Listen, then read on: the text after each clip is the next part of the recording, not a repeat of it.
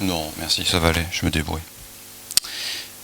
Donc, merci de l'invitation. Donc, juste deux mots de présentation. Je suis arrivé en Nouvelle-Calédonie en juillet 2024, donc un petit peu après la tempête. Donc, je suis praticien hospitalier détaché. J'ai été formé en cardiologie à Paris. J'ai fait internat clinica et donc j'ai fait une petite dizaine d'années à Paris et ensuite dans le sud de la France, autour d'Antibes, Nice, où j'ai travaillé 15 ans. Voilà. Alors j'ai commencé la cardio interventionnelle en fin d'internat, donc ça commence à faire quelques années. Donc je vais vous parler de cardio interventionnel. Donc je vais essayer de vous faire un tour d'horizon rapide, hein. On peut pas tout traiter en une heure et demie. Donc je vais faire un petit tour d'horizon, ce sera sélectif, et je vous parlerai également à la fin du scanner cardiaque. Donc comme c'est obligatoire, j'ai pas de conflit d'intérêt bien sûr sur ce genre de présentation. Donc je vais vous parler d'abord de quelques images un petit peu du quotidien de la cardio interventionnelle dans notre unité fonctionnelle. Ensuite, je vais vous parler de l'arrêt cardiaque, de la thrombectomie, de l'imagerie endocoronaire, de la lithotripsie, des angioplasties d'occlusion chronique, les CTO, et enfin, pour finir, du scanner.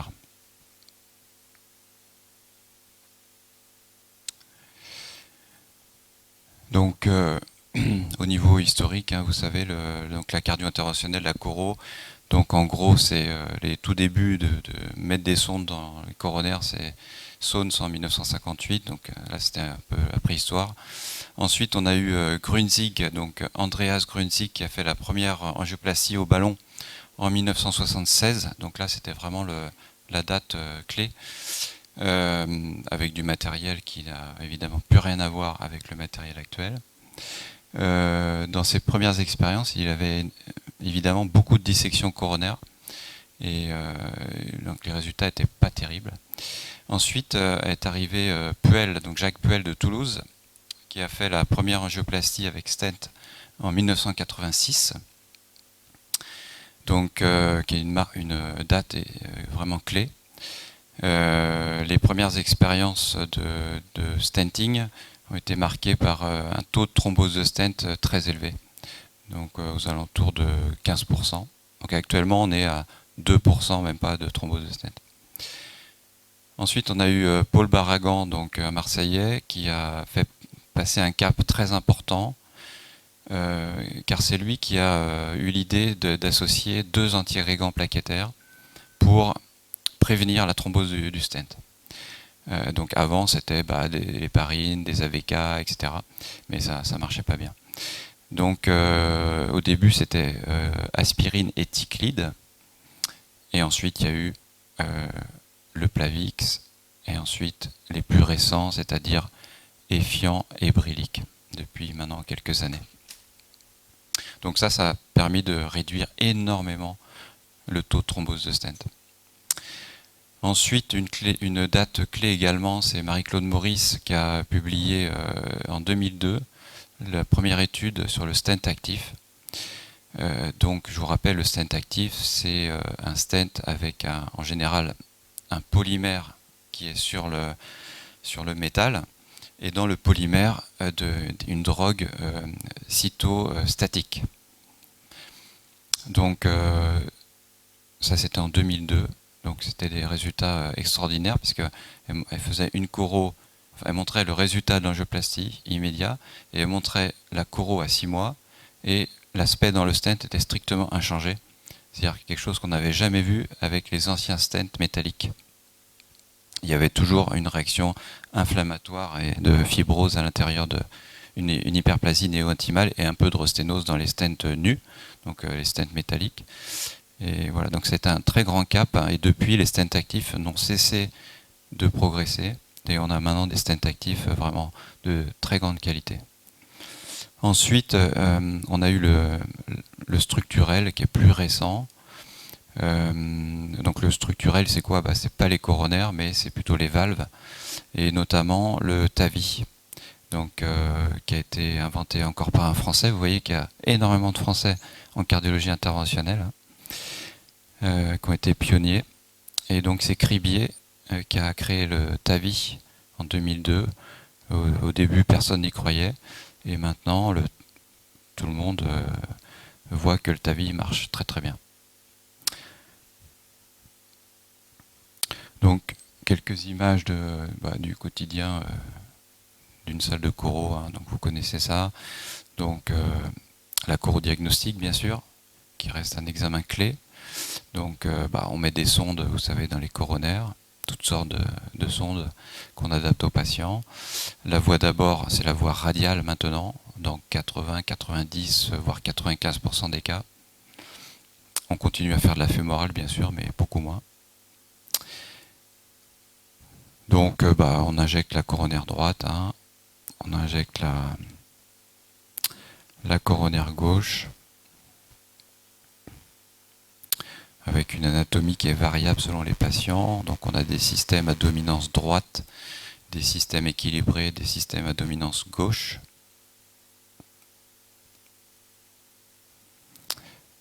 Donc, le tronc commun, l'IVA qui donne des diagonales, des septales, la circonflexe qui donne des marginales.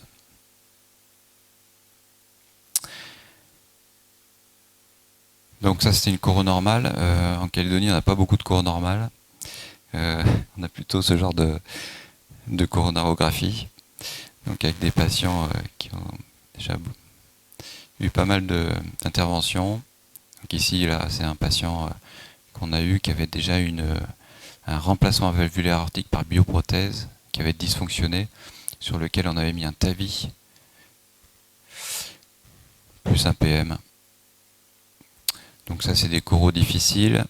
On a bien sûr des sténoses du tronc commun. Vous voyez ici le tronc commun distal qui est serré, calcifié. Évidemment, on a beaucoup d'atteintes coronaires calcifiées. On a des patients parfois assez exceptionnels, comme ce patient qui présente un réseau gauche, un réseau IVA énorme, et qui est dû à une fistule coronaro-camérale. Donc vous voyez la taille de l'IVA et de la diagonale, c'est énorme. Et on voit que le produit de contraste arrive dans une cavité qui n'est pas toujours facile à identifier et qu'on a identifié au scanner comme étant le ventricule gauche. Donc une fistule entre la coronaire gauche et le ventricule gauche, assez historique celle-là.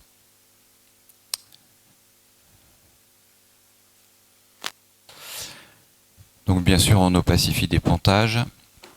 Ici un pontage saphène coronaire droite qui est serré. Vous voyez une lésion serrée au milieu. Donc on peut dilater les pontages, pas tous mais assez souvent. Donc ici on place un stent et on obtient un bon résultat. Voilà, donc ça c'était quelques images du quotidien dans une salle de choro, mais je vous en remontrerai d'autres. Donc je vais vous parler d'abord de l'arrêt cardiaque pré-hospitalier ou extra-hospitalier. Bon, donc là je vous ai mis un exemple, mais d'un patient qui est arrivé avec une occlusion de la coronaire droite. Donc vous voyez occlusion complète de la coronaire droite au segment 2. Hein. Le flux est TIMI 0, c'est-à-dire qu'il n'y a pas de flux. Donc bien sûr, on fait une angioplastie primaire.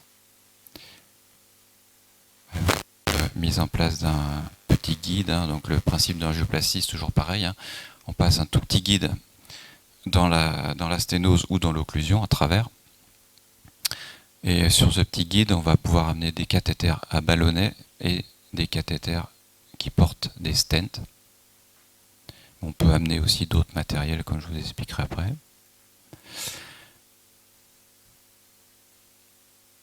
Donc ça, c'est après ballon. Vous voyez que l'artère est reperfusée, mais avec une sténose serrée également. Également en bas, une deuxième sténose serrée. Et donc on stent, on met des stents. On met des stents actifs maintenant dans la phase aiguë d'infarctus. Hein. Au début, on mettait encore des stents nus, mais maintenant c'est fini. On met des stents actifs quasiment systématiques.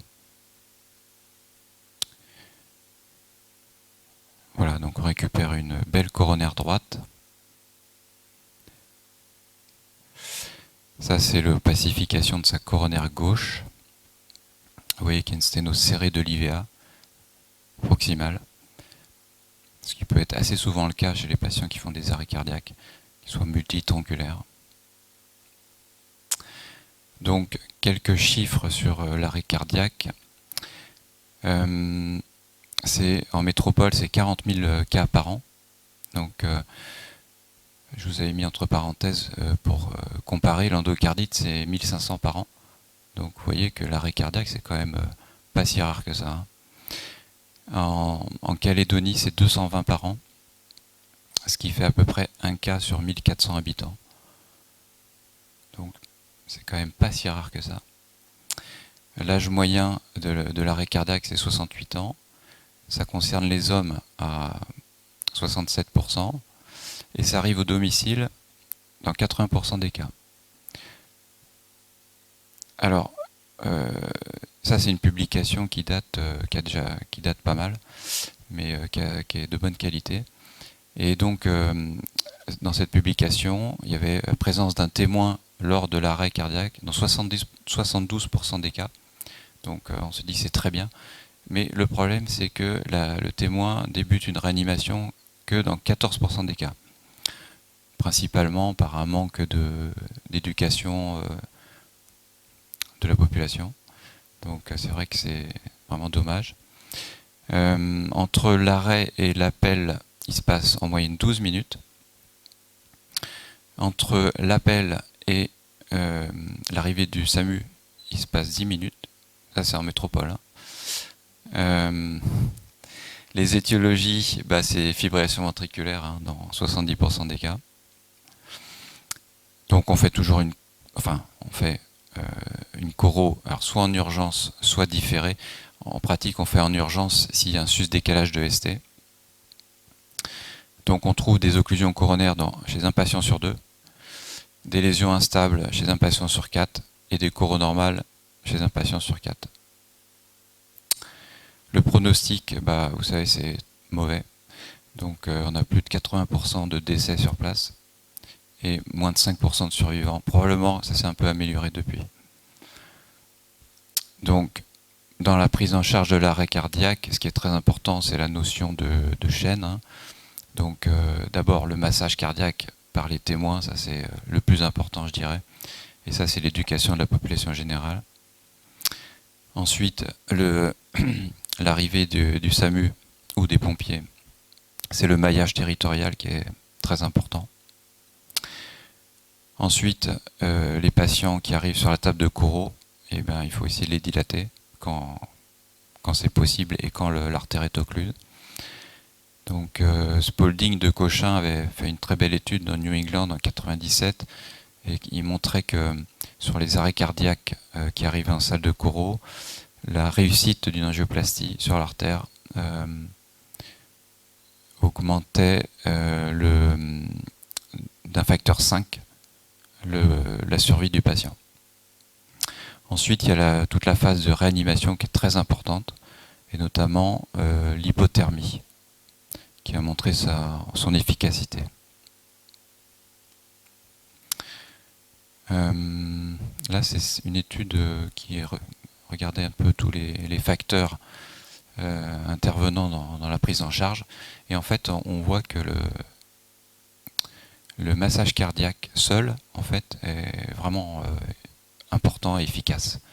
Ça, c'est un message à faire passer dans la population générale, c'est-à-dire qu'il faut masser. Même si on ne fait pas de ventilation bouche à bouche, c'est pas grave, parce qu'en fait c'est surtout la ventilation bouche à bouche qui pose problème à la population générale dans la réanimation d'un arrêt cardiaque. Et en fait, il faut dire que le plus important, c'est surtout de masser. Et ça marche. Voilà, donc ça c'était une espèce de communication de la Fédération française de cardio, justement, qui insistait là-dessus, c'est-à-dire il faut masser. Alors, je vais vous parler un petit peu de la thrombectomie. Donc la thrombectomie, vous savez, maintenant qui est à la mode en neurovasculaire, hein, pour les AVC. Mais en fait, ça fait beaucoup plus longtemps qu'on fait de la thrombectomie en cardiologie interventionnelle. Alors, dans le syndrome coronaire aigu, donc c'est-à-dire l'infarctus et l'angoisse instable, on va dire, le traitement repose sur la choro et l'angioplastie, et également sur la pharmacologie. Les médicaments sont très importants. Donc, dans le ST+, c'est-à-dire l'infarctus du myocarde ST+, on peut dire que quasiment 100% des patients vont être dilatés. Et dans le ST-, donc angoisse instable, à peu près 2 patients sur 3 sont dilatés. Le succès primaire de l'angioplastie, c'est 95%, donc c'est excellent. Mais le problème de l'angioplastie dans le syndrome coronaire aigu, c'est ce qu'on appelle le no reflow. Alors le no reflow, qu'est-ce que c'est? Donc c'est un trouble de la microcirculation du lit d'aval qui persiste malgré la levée de la sténose ou de l'occlusion de l'artère épicardique. Donc en gros, on dilate l'artère qui était occluse à l'endroit du site d'occlusion, mais en fait on obtient un flux qui est mauvais, donc le flux est ralenti et le sus-décalage de ST persiste, et ça c'est pas bon. Donc la physiopathologie du no reflow elle est assez complexe, mais au premier plan il y a l'embolie, les embolies distales de petit calibre qui vont emboliser toute la microcirculation capillaire en bas. Donc le mécanisme principal, c'est ce qu'on appelle l'effet presse-purée, entre guillemets, c'est-à-dire que lorsqu'on va déployer ballon et stent, on va créer des micro-fragments partout qui vont partir avec le flux sanguin et qui vont aller emboliser toute la microcirculation en aval. Alors le no reflow, c'est quelque chose de mauvais pronostic, hein. Donc, par exemple, il y a énormément d'études qui l'ont montré. Dans cette étude du New England, le marqueur de la qualité du flux, un des marqueurs s'appelle le blush, bon, peu importe. Donc le blush 3, c'est un très bon flux angiographique. Donc, ça veut dire qu'on retrouve un flux normal dans l'artère. Et le blush 0, c'est un flux complètement ralenti, etc. Et donc, en fait, la mortalité, vous voyez, elle est multipliée par 5 lorsqu'il y a un no reflow dans cette étude. Alors, pour essayer de contrer ça, il y a eu énormément de matériaux qui ont été testés depuis très longtemps, des très compliqués, comme le PercuSurge, donc plein d'espèces de systèmes à rotation complexes, là qu'on voit au milieu en rouge. Il y a beaucoup de choses qui ont été testées, bien sûr beaucoup de médicaments aussi. Les médicaments ne marchent pas bien. Des filtres, en haut là vous voyez des filtres, pour essayer de récupérer les débris. Bon, finalement, tout ce qui est resté, c'est le plus simple, c'est les cathéters de thrombectomie, d'aspiration. Donc, en gros, le principe est très simple, hein, c'est des cathéters qui permettent d'aspirer. On amène le cathéter sur les lésions et on peut même franchir les lésions assez souvent. Le profil du cathéter est quand même très bien fait et ça permet d'aspirer au maximum des débris pour limiter au maximum les embolies distales. Donc on peut récupérer ce genre de choses. là, on peut avoir largement pire, mais j'ai pas trouvé de photos récentes. Mais on peut des fois avoir des produits d'aspiration vraiment massifs.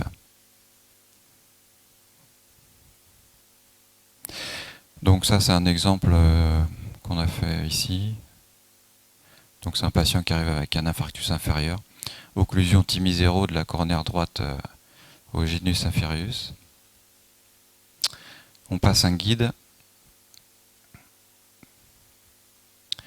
Et voilà, on tombe sur une lésion très thrombotique, avec des débris athéromateux, du caillot, enfin voilà. Donc si on met un stent là, en bas, ici, il y a de fortes chances qu'on a un oriflow, qu'on ait un flux très mauvais et un sus-décalage du segment ST qui va persister. Donc on aspire. La boucle du cathéter n'a pas été enregistrée, donc je ne l'ai pas. Donc on aspire, ensuite on met un stent.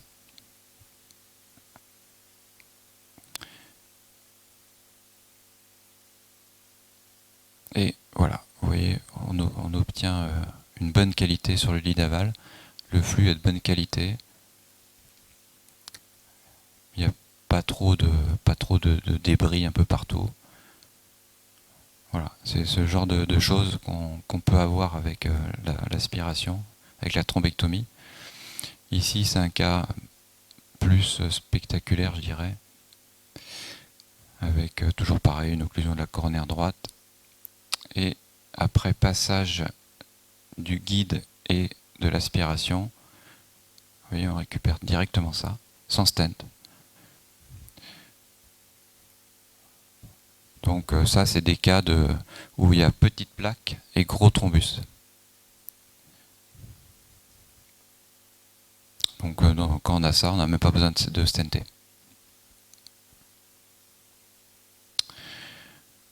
Donc très vite, dans la littérature, la thrombectomie, donc il y avait cette étude intéressante en New England 2008. Donc 1000 patients infarctus ST+, randomisés entre angioplastie classique, donc contrôle, ou angioplastie avec thrombectomie. Avec comme marque,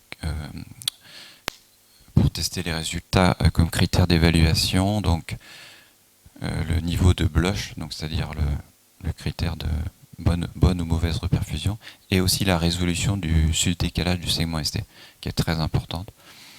Et donc, en gros, vous voyez, sur le blush, on passe de 26% à 17%. Donc c'est significatif. Sur la résolution du ST, on passe de 44% à 56%. Donc on gagne 10 points de résolution du ST supplémentaire. C'est significatif. Donc c'est quand même intéressant. Ça, c'est une autre étude, 2009, 175 patients infarctus ST+, randomisés, et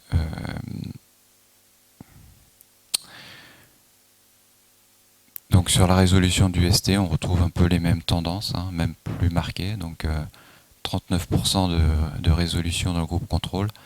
Quand je dis résolution, c'est résolution complète du sus-décalage. Et 64% dans le groupe aspiration, donc ça marche. Ils avaient fait un sous-groupe qui était passé en IRM, et en fait ils montraient que il y avait une baisse de la masse nécrosée significative en IRM. Intéressant. Et sur la mortalité, ils étaient également ils avaient un impact statistiquement significatif. Voilà, donc la thrombectomie, même si ça a un petit peu baissé dans les recommandations, c'est quelque chose qui est simple d'emploi, qui marche, qui n'est pas dangereux, qui coûte pas très cher, et qu'on fait de temps en temps, encore régulièrement, dans le syndrome coronaire aigu. Alors je vais passer à l'imagerie endocoronaire. Donc je vais vous parler surtout de l'échographie endocoronaire, qu'on appelle l'IVUS en anglais. Il y a une deuxième imagerie qui s'appelle l'OCT. Mais les deux sont à peu près le même principe. On a des petites différences, mais peu importe. Je vais vous parler de l'écho endocoronaire. Donc l'angiographie, donc la coronarographie, c'est le gold standard pour l'étude de la coronaropathie. Donc ici, vous voyez une belle sténose serrée, très serrée, de l'IVA moyenne.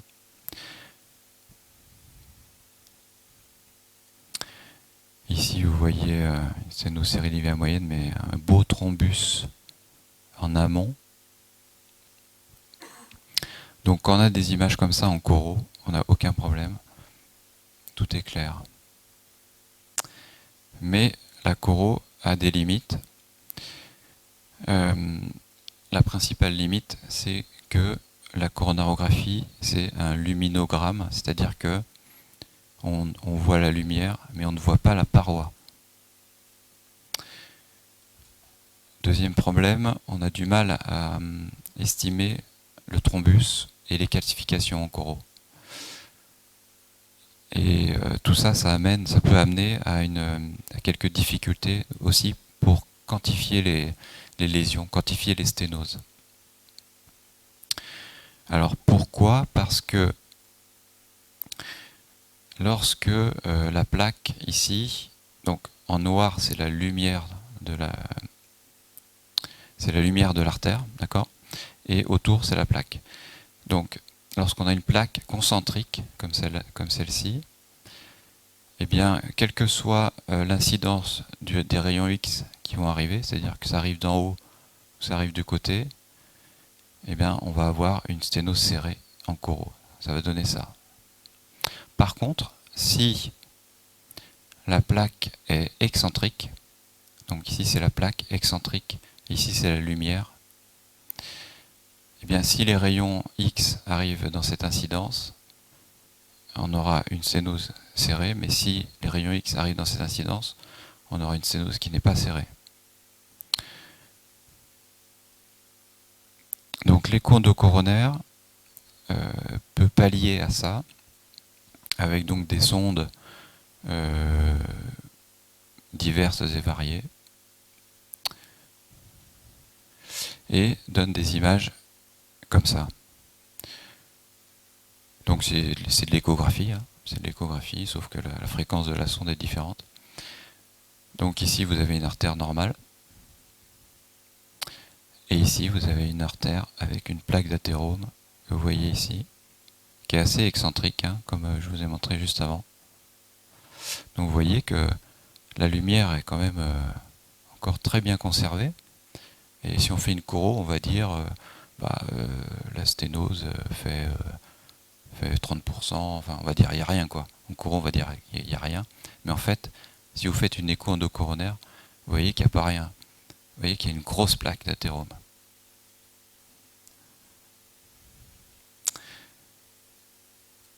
Donc pour banaliser un peu ça, on dit qu'en coro on a l'impression de voir quelque chose, on voit ça, peut-être un petit lapin, je sais pas, mais en écho endocoronaire on a une autre vision des choses.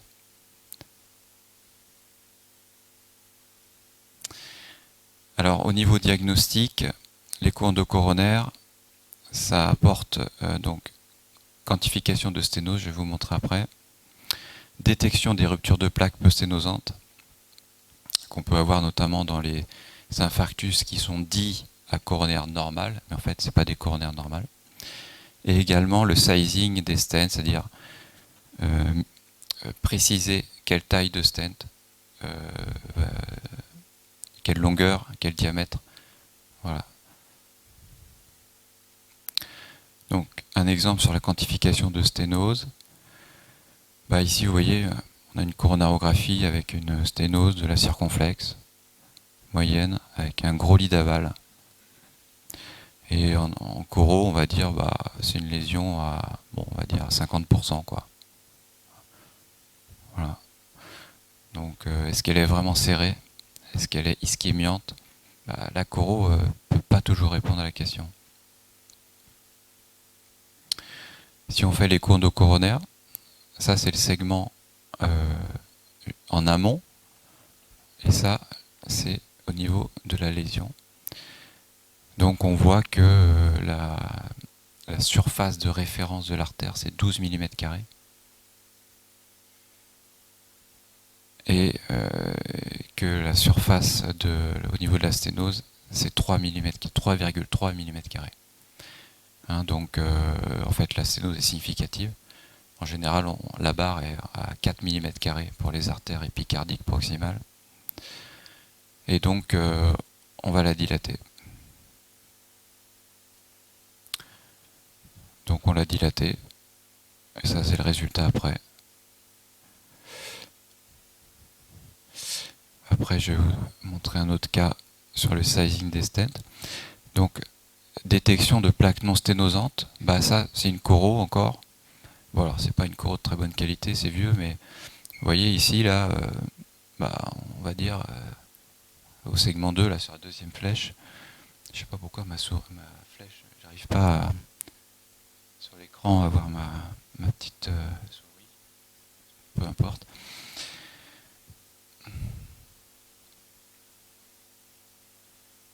Voilà. Donc ici là au niveau du segment 2 de la cornère droite, bah on pourrait dire presque qu'il n'y a rien quoi. Donc une plaque de pas grand chose. Et en fait, donc quand vous faites l'IVUS, bah, vous voyez la plaque, il n'y a pas rien du tout. Hein.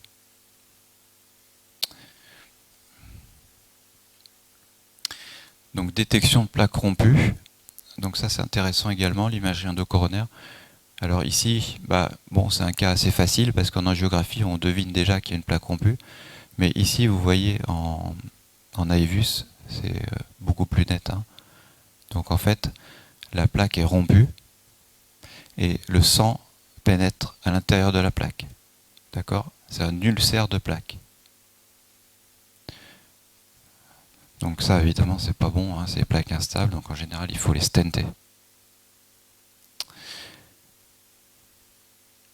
Alors ensuite, donc le sizing des stents, ça c'est intéressant également. Donc un cas ici. Donc on fait les courbes endocoronaires et on a toutes les mesures dont on a besoin, des mesures très précises. Hein, donc voilà. Donc ici, on est à peu près à 4,2 mm sur le diamètre de l'artère. On va mettre en général un stent de 4 qu'on positionne ici. Voilà, vous voyez un beau résultat. Alors, l'écho endocoronaire sert également à faire un repassage de la sonde une fois que le stent est largué. Alors pourquoi ? Parce que on veut parfois vérifier que le stent est bien apposé. Et bien apposé, c'est très important. Donc ici, vous avez une image d'acquisition post-stenting. Vous voyez que le stent est parfaitement apposé.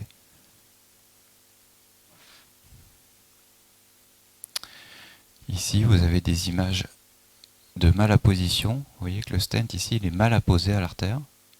Hein, c'est ça. Donc ça, c'est très mauvais. Ici, il est mal déployé. Il est mal déployé. Alors ça, c'est encore plus mauvais. Et ici, on a des espèces de... On peut détecter des petites dissections en sortie de stent. Ça aussi, c'est très mauvais. Tout ça, c'est très mauvais. Pourquoi ? Parce que ça augmente énormément le taux de resténose, mais surtout de thrombose de stent. Donc la thrombose de stent, je vous rappelle, hein, on met un stent au patient et 3 heures après ou 24 heures après, le patient il occlue son stent complètement avec sus-décalage de ST, comme un infarctus mais en plus grave. La thrombose de stent, c'est un taux de mortalité dans la littérature entre 20 et 30% de mortalité. Donc thrombose de stent, c'est catastrophe. Et la qualité du stenting est très importante sur le risque de thrombose de stent. Donc sur la littérature, il y a cette étude de 2008 donc, qui avait randomisé un stenting sans écho endocoronaire versus un stenting avec écho endocoronaire. Donc 2 fois 800 patients, c'est quand même une grosse étude. Hein. Et sur le taux de thrombose de stent, donc on passe de 2% à 0,7%. C'est un petit peu significatif. Donc c'est bon, il y a pas mal d'études qui avaient montré ça. Ça c'est une autre étude. Alors c'est intéressant parce qu'en fait il montre que dans le groupe stenting classique et dans le groupe stenting avec IVUS, ben, on diminue le taux de sténose. On diminue le taux de sténose. Alors même que dans le groupe IVUS, on a mis beaucoup plus long de stent. On a mis 42 mm de stent en moyenne contre 35. Qu'on a mis 1,4 stent en moyenne contre 1,1. Donc on a mis plus de stent. Donc en général, plus on met de stent et plus on a de drosténose. Mais en fait là c'est l'inverse. Donc on a moins de drosténose alors qu'on a plus stenté. Donc c'est quand même intéressant. Grâce à l'écho endocoronaire. Bon, donc en conclusion sur l'IVUS, vous avez vu, c'est une imagerie complète de l'artère. On optimise le diagnostic angiographique quand il y en a besoin. On optimise les résultats d'angioplastie stenting. Voilà. Alors maintenant, je vais vous parler du Shockwave. Shockwave, c'est un truc intéressant qui est arrivé il y a quelques années, c'est assez récent quand même. Alors, le Shockwave, donc c'est la lithotripsie, hein. Donc ça intéresse les lésions coronaires calcifiées. Alors, on a beaucoup de lésions coronaires calcifiées.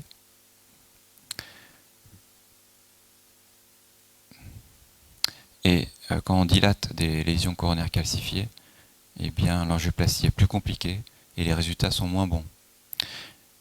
Si vous voyez là en rouge, donc c'est les patients qui ont des calcifications coronaires sévères, hein, vous voyez que les résultats sont nettement moins bons.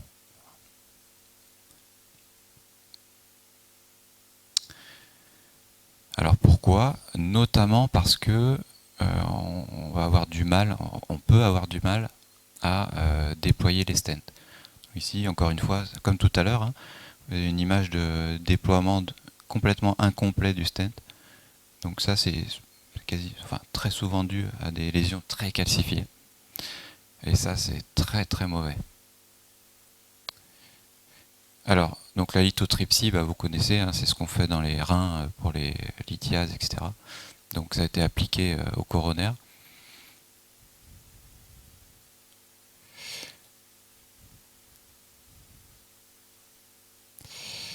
Alors,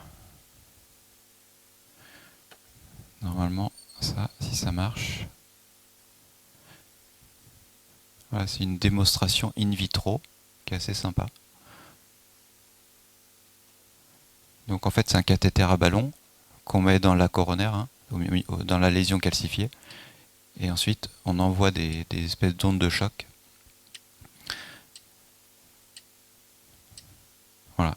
Donc ça, c'est in vitro. Hein. In vivo, c'est pas comme ça. Mais le principe, c'est le même.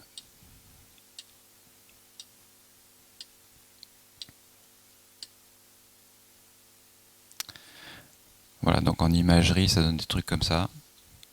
Donc des micro-fissures partout. Hein. Et ensuite, quand on va mettre un ballon, eh ben, on va réussir à casser la lésion, alors qu'avant, elle ne cassait pas.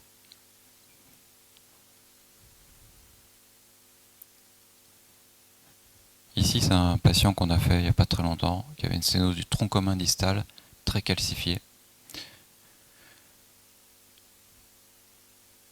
Ici. Donc on a utilisé le Shockwave.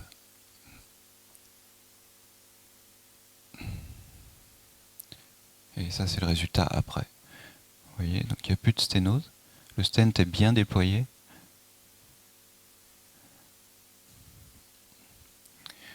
On en est assez content, ça marche bien, hein. Dans l'ensemble ça marche même très bien. Ça a même tendance à remplacer un peu le rotablator, qui était le rotablator, vous avez entendu parler, c'est une espèce de fraise pour essayer de fraiser les lésions calcifiées, qu'on utilise depuis très longtemps, mais c'est vrai que le Shockwave devient une alternative intéressante au rotablator. Alors je vais vous parler des occlusions chroniques. Alors c'est un domaine qui s'est énormément développé depuis, je dirais 10 ans, peut-être un peu plus, mais surtout depuis 10 ans. Alors, les occlusions chroniques coronaires, donc en anglais CTO, qu'est-ce que c'est? Eh bien, c'est des occlusions coronaires, en général, qu'on date au moins de 3 mois. En pratique, c'est souvent plus, c'est 6 mois, 1 an, 2 ans des fois. Bon, bref. Alors, les caractéristiques des occlusions chroniques, c'est que en général, le lit d'aval est reperfusé par des collatérales.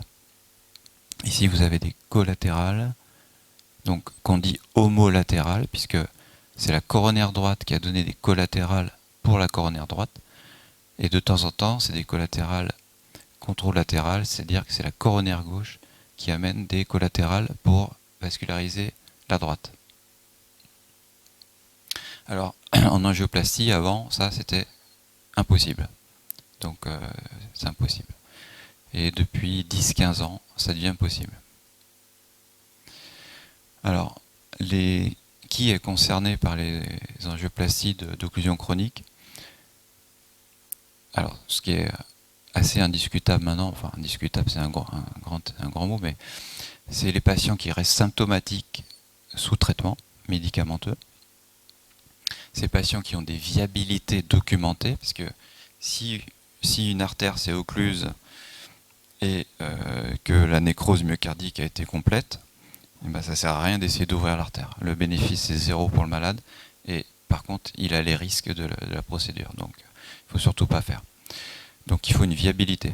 Donc en général la viabilité on la teste en IRM surtout. Donc c'est des patients souvent monotronculaires, donc par exemple sur la coronaire droite ou la circonflexe, parce que les patients qui sont pluritronculaires vont plus facilement au pontage chirurgical.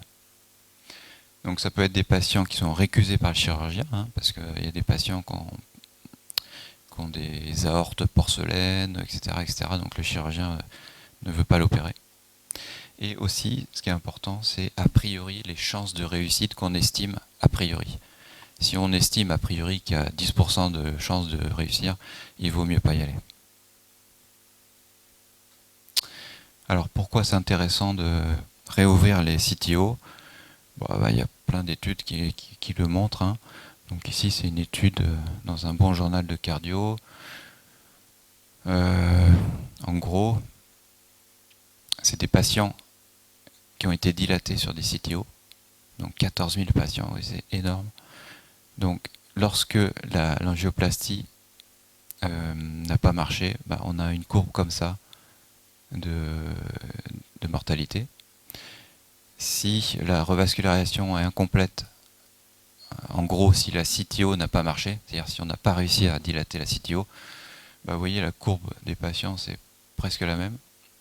Et par contre, si on réussit la CTO, le pronostic des patients est meilleur.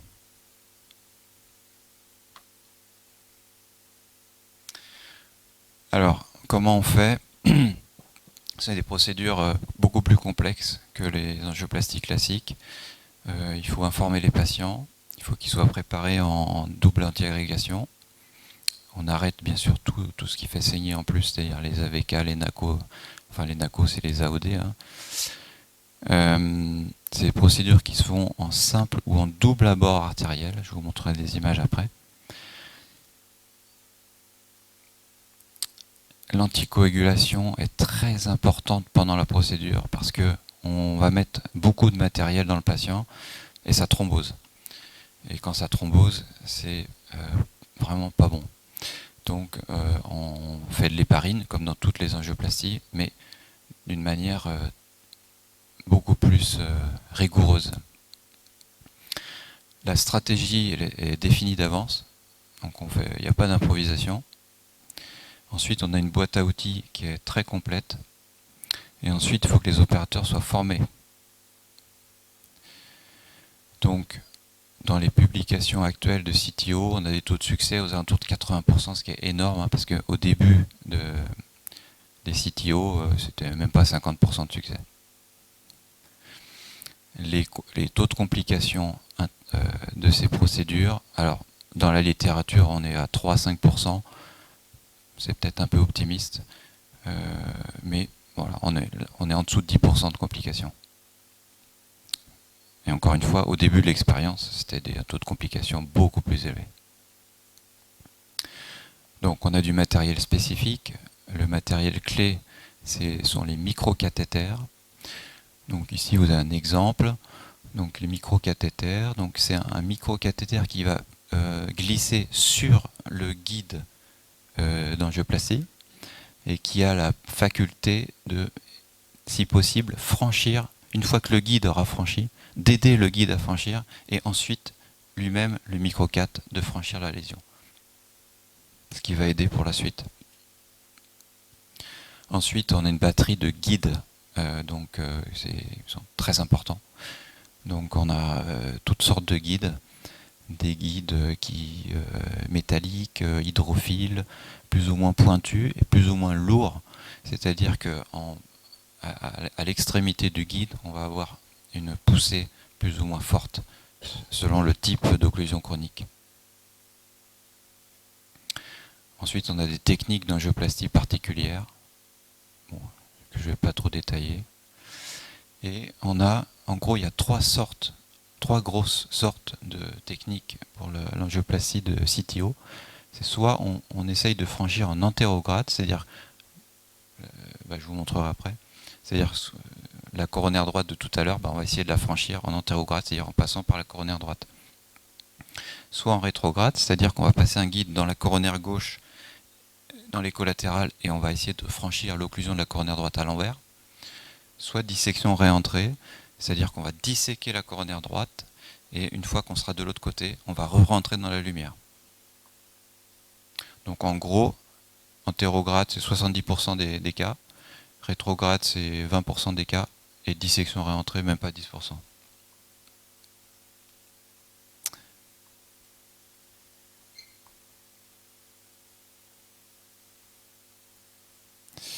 Alors ça c'est un patient qu'on a fait dans le service il y a quelques temps. Alors ça c'est l'injection de la coronaire droite. Vous voyez, donc la coronaire droite est occluse, une occlusion chronique assez longue ici. Et vous voyez que également il y a une deuxième occlusion chronique de l'IVA ici. Donc il y a des collatérales de la droite qui vascularisent un petit peu l'IVA. Donc c'est un patient qui a une double CTO.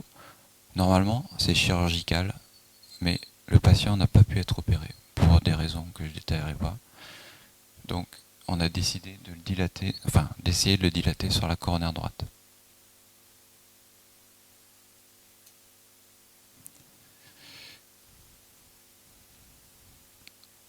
Ici c'est l'injection de la coronaire gauche.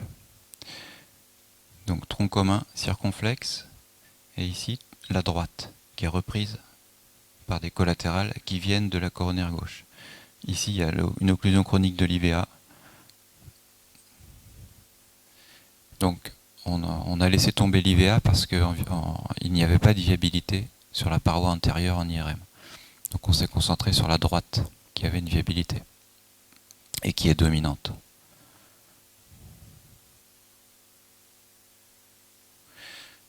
Ça c'est une autre injection de la gauche.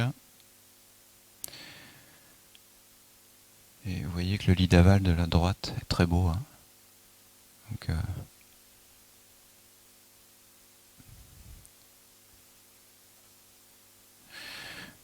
Donc ici on est en double abord, donc on a une sonde qui est dans la coronaire droite et une sonde qui est dans la coronaire gauche. Avec deux voies d'abord, soit deux voies radiales, soit une voie radiale, une fémorale, soit deux fémorales. On peut tout faire. Donc ici, on injecte la coronaire gauche, on voit le lead aval. Donc ici, la procédure est déjà bien avancée parce que vous voyez que le guide d'angioplastie, il est déjà très très loin. Hein. On a quasiment franchi presque toute l'occlusion chronique. Donc le gros problème de la CTO, c'est de savoir si le guide est dans la lumière de l'artère. Parce que de temps en temps, le guide est dans la paroi de l'artère. Et donc, si on gonfle, bah, on va disséquer toute l'artère. Et encore pire, de temps en temps, le guide, il perfore l'artère et il se retrouve dans le péricarde. Et si on gonfle, bah alors là, c'est hémopéricarde, tamponnade.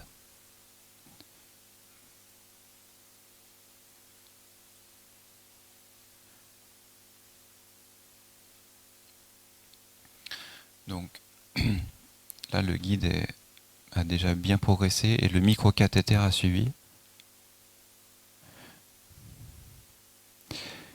Et donc, on fait de multiples incidences pour avoir le maximum de sûreté sur les positions du guide.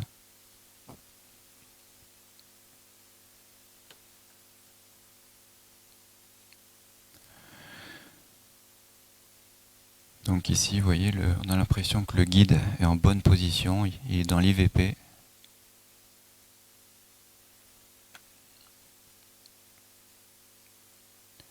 Donc, on va gonfler. Donc ça, c'est le ballon.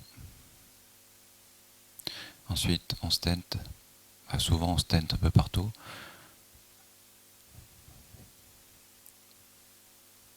Et voilà, ça c'est le résultat à la fin. Voilà, un beau résultat. On a retrouvé une coronaire droite. Alors pourquoi c'est important de réouvrir les CTO? Parce que les collatérales ne font que empêcher l'infarctus. Mais en termes de débit de sang coronaire, c'est toujours insuffisant, les collatérales. Les collatérales à l'effort sont toujours insuffisantes.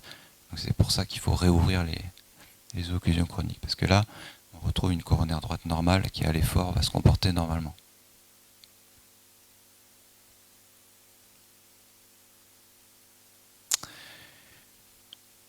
Voilà, donc en conclusion sur l'angioplastie des CTO, donc c'est une technique qui est assez récente, hein, une dizaine d'années on va dire.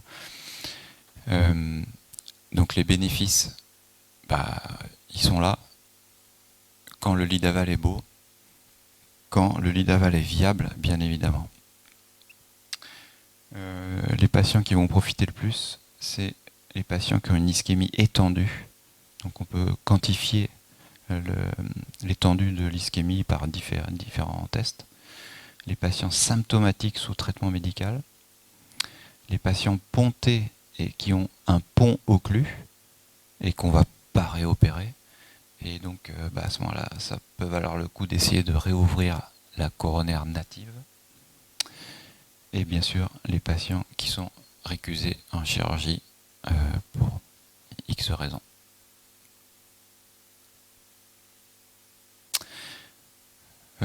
Juste un petit mot, donc l'unité fonctionnelle dont j'ai la charge à l'hôpital. Donc on développe un petit peu tout, hein. Mais les perspectives pour cette année, l'année prochaine, c'est surtout un renouvellement de salles, salle de choraux, neuve. La QFR qu'on va essayer d'avoir là, donc rapidement la QFR, là ce soir je vous ai pas parlé de la FFR mais vous en avez entendu parler. Donc la FFR c'est un petit guide qu'on passe à travers la lésion pour quantifier les différences de pression en amont de la lésion et en aval, au repos et à l'effort. On reproduit un effort en injectant un médicament. Et ça permet d'avoir une étude fonctionnelle de la lésion lorsque la lésion en coronarographie est intermédiaire. Donc si on a une lésion à 50-60%, entre 50 et 70%, on ne sait pas toujours si la lésion va donner une ischémie du myocardique. Et donc dans ces cas-là, on fait une FFR. Et la QFR, qu'est-ce que c'est? C'est une FFR virtuelle, purement informatique, sur l'étude de l'image de coronarographie. Donc c'est assez génial. Ça marche pas à tous les coups, bien sûr, comme toutes les techniques, mais c'est assez génial parce que ça évite d'aller passer un guide dans l'artère coronaire du patient. Voilà. Ensuite, on a la dénervation rénale. La dénervation rénale, c'est une technique qui apparaît pour les patients qui sont hypertendus très très sévères, en général qui ne sont pas maîtrisés sous minimum 3 ou 4 traitements anti-hypertenseurs. Hein, donc on a fait les premiers patients à l'hôpital il n'y a pas très longtemps. On va continuer à en faire, mais c'est des patients très ciblés, très sévères. Le TAVI, donc vous avez entendu parler du TAVI bien sûr, donc c'est un traitement alternatif au rétrécissement aortique calcifié serré, alternatif à la chirurgie cardiaque, donc au remplacement valvulaire aortique en chirurgie. Donc le TAVI, ça se fait maintenant en général par voie fémorale, c'est un cathéter qui remonte et on amène une valve dans le rétrécissement aortique.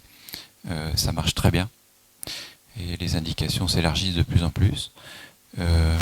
On a décidé de mettre en place des missions de TAVI dédiées au TAVI, donc dans le service, c'est-à-dire sans chirurgie cardiaque, qu'on a fait donc il n'y a pas très longtemps.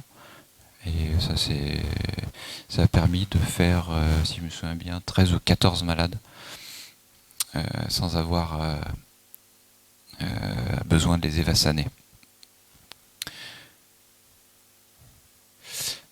Alors maintenant, je vais vous parler un petit peu rapidement du scanner cardiaque, qui est vraiment la technique en cardiologie qui avance. C'est vraiment le scanner cardiaque. Alors le scanner cardiaque, on en fait depuis, on va dire, 15 ans, 20 ans, mais il y a 20 ans, aucun cardiologue interventionnel ne croyait au scanner cardiaque parce que les images étaient vraiment mauvaises. On ne voyait rien. Pour les coronarographistes qui étaient habitués à avoir des bonnes images de coronaire, le scanner cardiaque, c'était vraiment... ça marchait pas. Maintenant, ça marche très très bien. Et ça va continuer encore à s'améliorer. Donc, là, j'ai des images de mon collègue Dr Chivaya qui bosse à Centre cardio-thoracique de Monaco, avec qui je travaillais quand j'étais dans le sud. Et qui est très à la pointe du scanner cardiaque à Monaco, avec beaucoup d'expérience et très belle machine. Et donc je remercie de m'avoir envoyé quelques diapos. Donc ici, je vais vous montrer quelques images. Hein. Donc voilà, maintenant le scanner cardiaque, c'est ça. Donc ici, vous avez la coronarographie. Et ici, vous avez le scanner cardiaque. Voilà. Alors, vous voyez la qualité des images.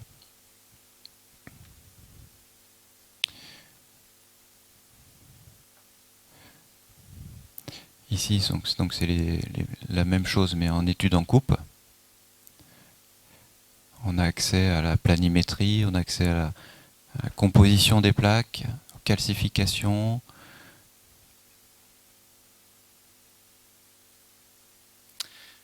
Les stents, je vous montrerai après d'autres images de stents. Au scanner cardiaque, au coroscanner, l'étude des stents il y a 10 ans, c'était complètement nul, on voyait rien. Maintenant, maintenant, on peut étudier les stents en scanner avec une excellente qualité, comme vous voyez ici.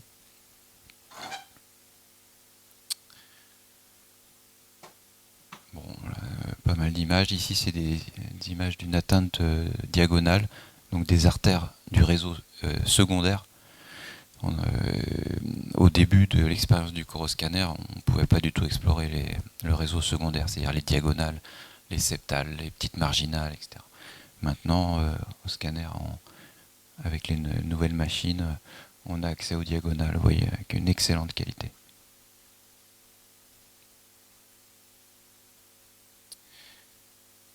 Pareil, ça c'est le réseau secondaire. Ici, vous avez à la coro, vous avez une lésion très distale d'une marginale circonflexe. Vous voyez ? Donc ça, c'est des trucs avant, en coroscan, c'était impossible à voir. Et maintenant c'est possible.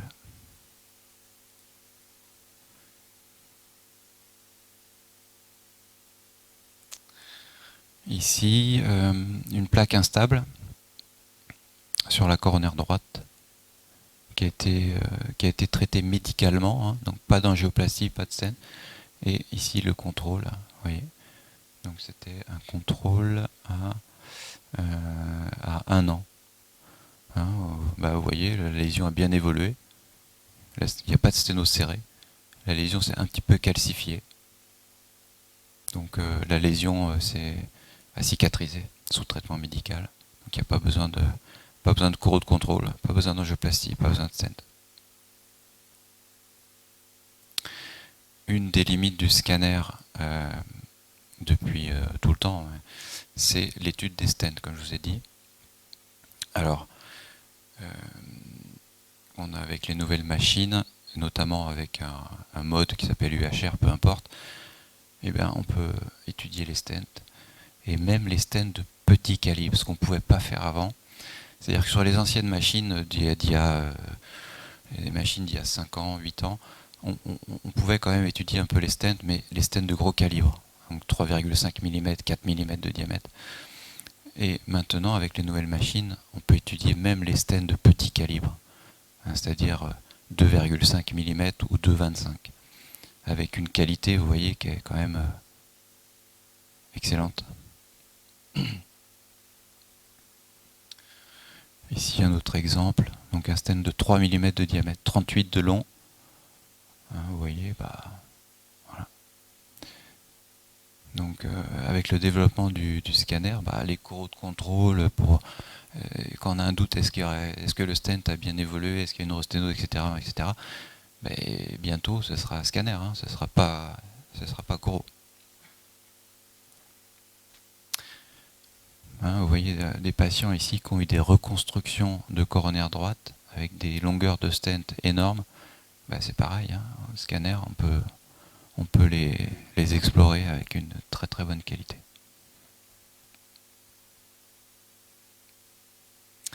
Les patients en surpoids, oui, en Calédonie on en a. Hein. Donc ici 137 kg. Et vous voyez 137 kg, la qualité de l'imagerie est pas mal. Hein, on peut avoir des images de scanner quand même très très correctes, malgré 137 kg. Ensuite, la deuxième grosse limite du scanner, du coroscanner depuis quelques années, c'est les calcifications. Alors pourquoi ? Parce que les calcifications créent ce qu'on appelle un effet de blooming, c'est-à-dire que la calcification va empêcher de quantifier la sténose de façon précise. C'est-à-dire qu'on ne saura pas si la sténose est à 30%, 50% ou 70%. Donc les nouvelles machines permettent aussi d'améliorer ça. Par exemple, par cette fonction qui s'appelle pure lumen, mais peu importe. Donc en gros, c'est une fonction qui arrive à effacer en gros la calcification et à regarder que la lumière. Hein. Donc, vous voyez là par exemple, donc ça c'est en mode, là il y a la calcif, et encore ça c'est une très très belle machine, hein. Mais vous voyez là c'est un peu difficile de quantifier. Et là, si on arrive à enlever la calcif, on arrive à mieux quantifier. Hein. Et donc, quand on compare à la Coro, on voit que c'est fiable. Bon, il y a plein de publications là-dessus. Hein. Ça, c'est que des exemples. Pareil, si on compare à l'écho endocoronaire, dont je vous ai parlé tout à l'heure, on voit que les corrélations sont bonnes. Également ici avec la Coro. Donc la deuxième limite du coroscanner qui était la quantification des lésions calcifiées, ça aussi, ça s'améliore et ça...